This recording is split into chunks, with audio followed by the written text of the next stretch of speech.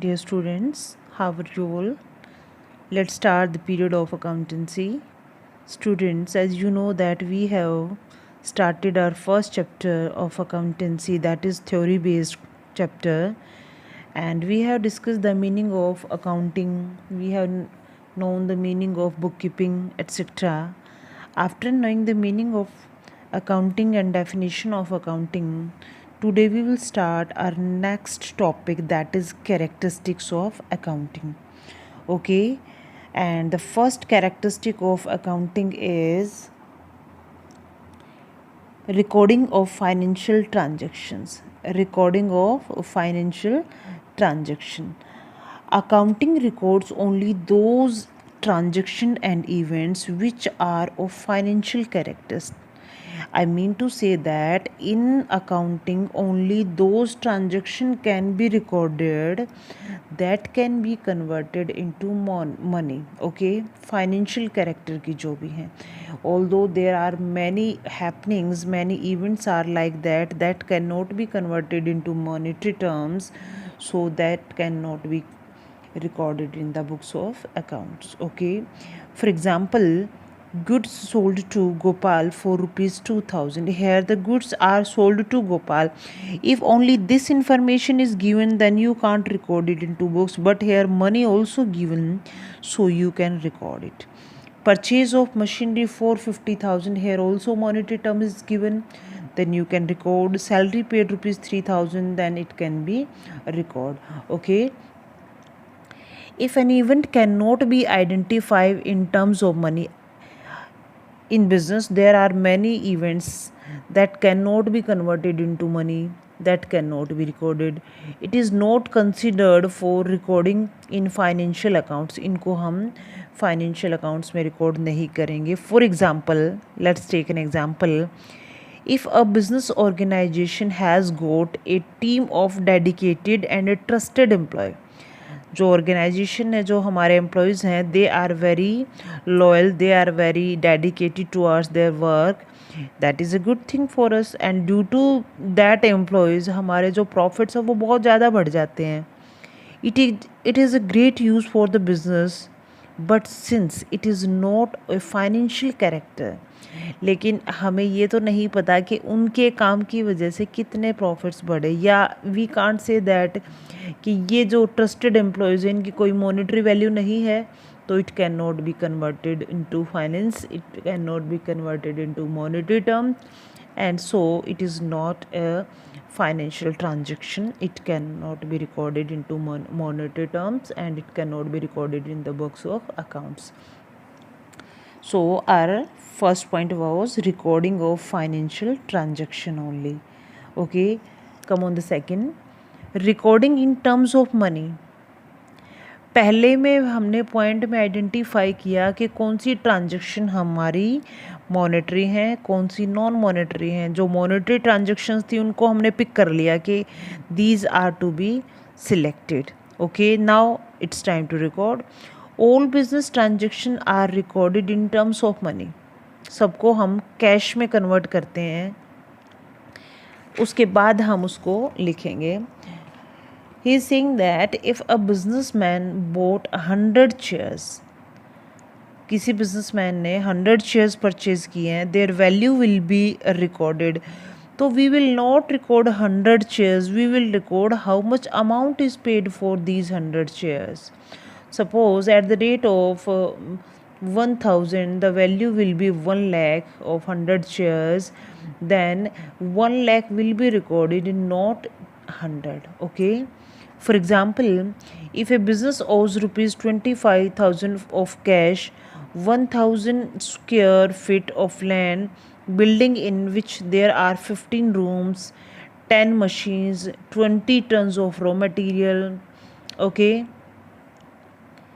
10 tons of finished goods, 20 tables, 1 television. कहता है कि किसी बिजनेसमैन के पास इतना कैश है, इतनी फिट की स्क्वायर फिट की हमारी जो लैंड है हमारे पास बिल्डिंग है, हमारे पास 10 मशीन्स हैं, हमारे पास 20 टन रॉ मटेरियल है, but all these are not usable until they can't be express in terms of money. हमें ये बताना पड़ेगा कि हमारी लैंड की वैल्यू कितनी है, हमारी बिल्डिंग की वैल्यू कितनी है, 4,50,000, मशीन इतने की है, हमारी रॉ मटेरियल हमारा इतने का है, that these value will be recorded into accounts, not only 10 machines 20. I think you are getting what I am saying, कि जो भी हमारी ट्रांजेक्शन्स हैं उनकी जो मॉनेटरी वैल्यू है उसी को हम रिकॉर्ड करते हैं। हम ये नहीं रिकॉर्ड करेंगे कि 10 मशीन परचेज़ की, हम ये रिकॉर्ड करेंगे ये 10 मशीन्स हमने कितने रुपए की परचेज़ की हैं। ओके, तो this is the second point, recording in terms of money. Secondly, all such items can be added or subtracted, and much more intelligible and precise estimates about the assets of the business will be available. और कहता है कि इनका estimates लगाना available होगा, means that are expressible and that can be seen. Okay, और इसमें हम अपनी सीन और अनसीन सभी एसेट्स को इसमें शामिल कर लेते हैं। तो आप यहाँ तक इसको पढ़ोगे, इस पॉइंट को, you will read this point up to here, you will take the reading of further from your book. Okay, so this is important from here up to here. Second, classifying. In first point we have recognized the financial transaction, in the second point we have recorded in monetary terms, and in third point we classify होता है categorize करना। okay, purchase वाली हमने एक तरफ कर दी, cell की हमने दूसरी तरफ कर दी है। After recording the transaction in journal और subsidiary books, the business transactions are classified. Classification is concern with systematic of the record of data with a view to group transaction of one nature at one place in a separate account. Okay, as I told you recently कि हम जैसे suppose हमने purchases किया है on 1 अप्रैल हमने किया, 5 को हमने किया, 10 को हमने किया, 17 को हमने किया, 20 को हमने किया, तो हम पूरे मंथ की टोटल परचेज कर लेंगे।